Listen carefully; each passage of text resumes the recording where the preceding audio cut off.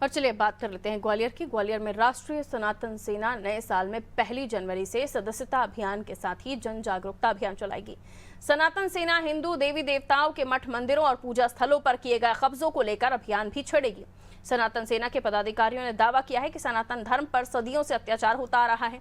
कोई भी धर्म गुरुओं पर अनर्गल टिप्पणी कर देता है। पालघर में साधु संतों की हत्या का मामला हो या मनु संहिता को जलाने का, लेकिन अब दंधरोआ सरकार और बागेश्वर धाम सरकार के संयोजन से राष्ट्रीय सनातन सेना सभी हिंदुओं को एकजुट करने की कोशिश करेगी। जो समाज के गरीब, कमजोर और दलित वर्ग के हिंदू अपना धर्म छोड़कर दूसरे धर्म में गए हैं, उनकी वापसी का रास्ता तैयार किया जाएगा।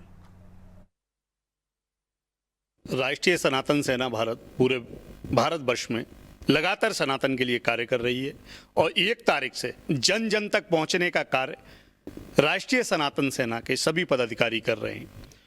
और जो हमारे संगठन से जुड़ना चाहता है वो राष्ट्रीय सनातन सेना भारत से जुड़े, लेकिन किसी भी रूप में इस समय सनातन का कार्य करें, क्योंकि देश भर में इन विधर्मियों ने महाकुंभ को लेकर कई बयानबाजी की, कई मंदिरों को तोड़ा। संभल की घटना देख रहे हैं, भोपाल में अभी दंगे हुए, छतरपुर में दंगे हुए। तो अभी सभी हिंदुओं को, सनातनियों को हुंकार भरने का समय है और सभी जागरूक हो जाइए। राष्ट्रीय सनातन सेना से सभी भाई जुड़िए।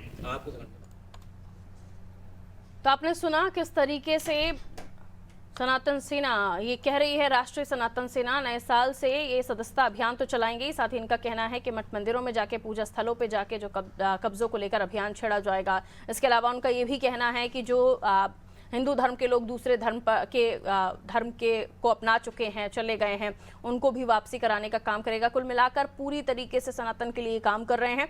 आइए हमारे साथ हमारा सहयोगी जुड़े हुए हैं, कपिल हमारे साथ जुड़े हुए, उनसे और भी जानकारी ले लेते हैं। कपिल, यहाँ हम देख रहे हैं कि किस तरीके से हिंदू सेना पूरी तरीके से मोर्चा संभाले हुए है और सनातन के लिए, हिंदुओं के लिए काम कर रहे हैं। अलग अलग मिशन इनके हैं। हालांकि सदस्यता अभियान 1 तारीख से शुरू करने जा रहे हैं, क्या कुछ जानकारी?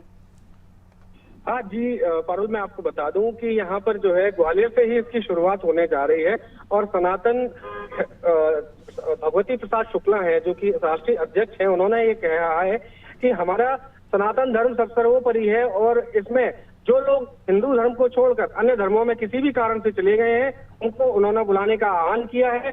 और ऐसा ही उन्होंने कहा है कि हमारे कई बार सामने देखने में आया कि हिंदू धर्म के साथ जो ज्यादती की गई है या उनके धर्म गुरुओं के साथ जो बदतमीजियां की गई हैं, उनको लेकर भी वो आह्वान कर रहे हैं कि उनको लेकर भी हम नहीं करेंगे, हम किसी तरह से झुकेंगे नहीं, आगे बढ़ते ही रहेंगे।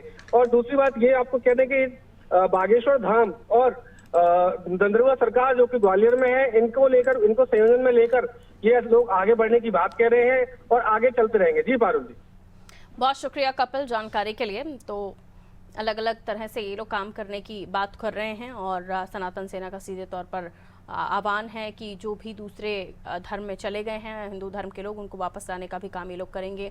समाज के गरीब, कमज़ोर, दलित वर्ग के लोगों के लिए भी हिंदू अपना धर्म छोड़कर दूसरे धर्म में गए हैं, उनके लिए भी वो बात कर रहे हैं। तो कई तरह से प्रयास इनके होंगे ताकि ये अपना काम जो है, जो सनातन सेना जो दावा कर रही है, वो पूरा कर सके।